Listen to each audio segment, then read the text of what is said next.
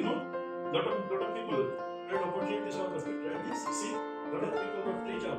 Yes, big companies now got billions. You see the Chinese.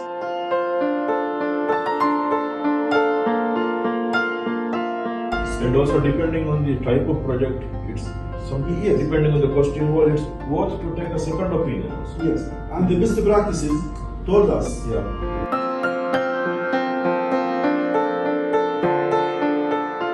And this can be implemented while you are planning your day, when you're planning your activities. It's equally applicable when we talk about delegation.